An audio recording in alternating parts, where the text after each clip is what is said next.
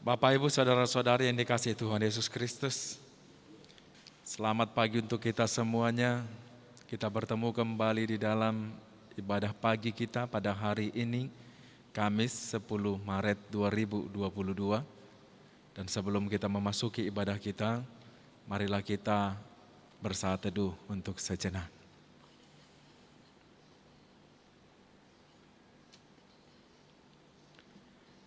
Bapak, Ibu, Saudara-saudariku, marilah kita bersama-sama memuji Tuhan dengan bernyanyi dari buku NDHKBP nomor 190 ayat yang kedua.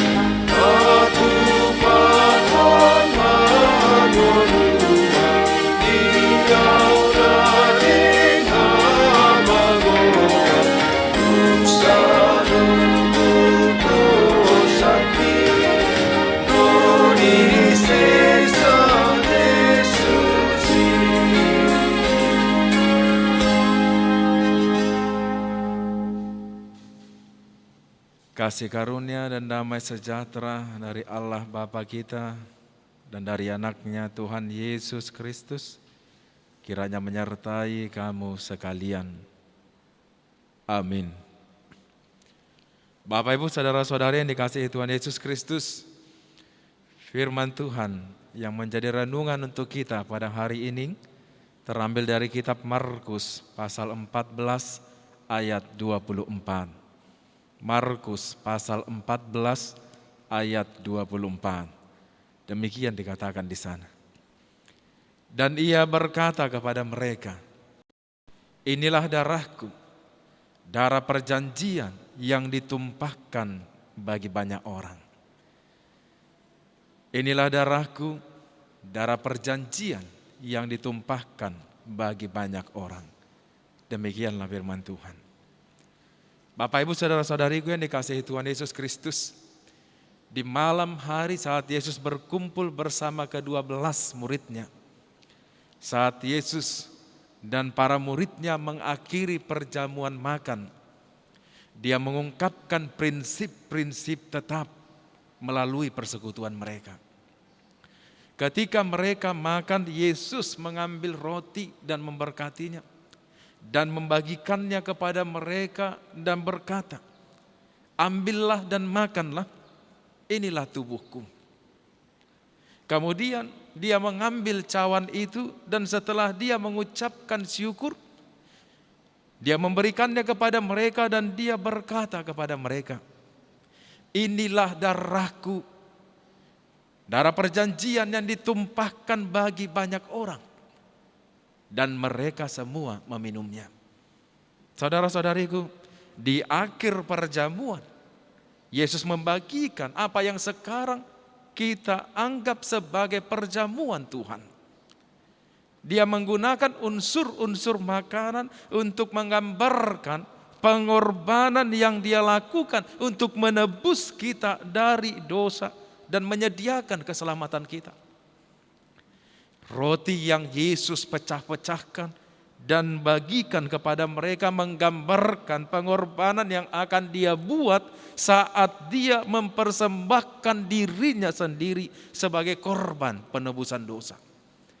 Saudara-saudari, saat Yesus memberikan cawan, dia meminta mereka untuk meminumnya, yang menyatakan darah yang akan dia tumpahkan saat dia mati di kayu salib untuk menyucikan kita dari segala dosa kita. Saudara-saudariku, agar dosa itu dapat ditebus, maka darah harus ditumpahkan. Yesus menekankan pencurahan darahnya untuk penebusan kita. Seperti buah anggur yang diremukkan untuk diambil sarinya, Demikianlah Yesus di bawah beban dosa dan penghakiman yang benar daripada Bapa. Saudara-saudari, Yesus mengungkapkan jaminan kemenangan atas dosa, kematian dan neraka. Kematian dan penderitaan akan segera menghampiri Yesus. Tetapi dia tahu itu bukan menjadi akhirnya. Karena dia akan bangkit kembali dengan penuh kemenangan. Meskipun para murid bingung dan takut pada saat itu. Tapi kata-kata ini akan membawa penghiburan bagi mereka nantinya. Demikianlah juga ini menjadi penghiburan bagi kita yang memiliki alasan untuk sukacita dan beristirahat di dalam kuasa Tuhan yang telah bangkit untuk kita. Saudara-saudariku, mengingat semua yang akan terjadi pada malam itu, Yesus dengan setia merangkul pekerjaan yang akan dia penuhi melalui kedatangannya. Dia tahu ini adalah tujuan dari kedatangannya. Yesus tidak pernah goyah. Yesus berkomitmen penuh pada rencana penebusan. Ini merupakan pembelajaran yang luar biasa tentang peristiwa yang penuh kuasa dari kehidupan Yesus dan para murid. Kita melihat kasih Tuhan yang besar bagi umat manusia dan kesediaannya untuk mati menggantikan kita.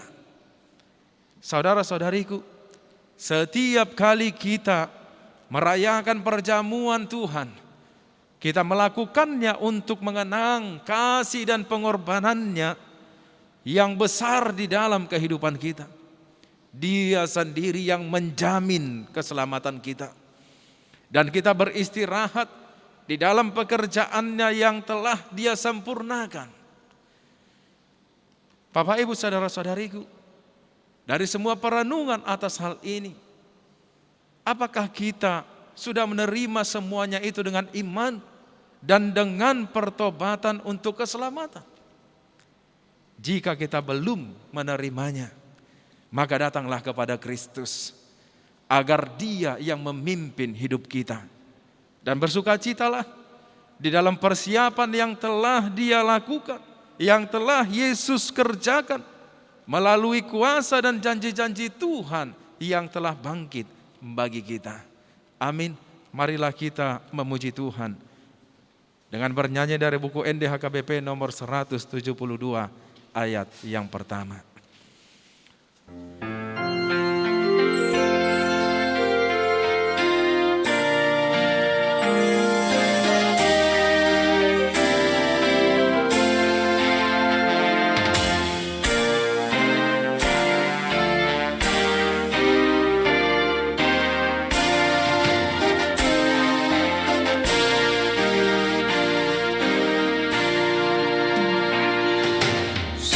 Sesama dosa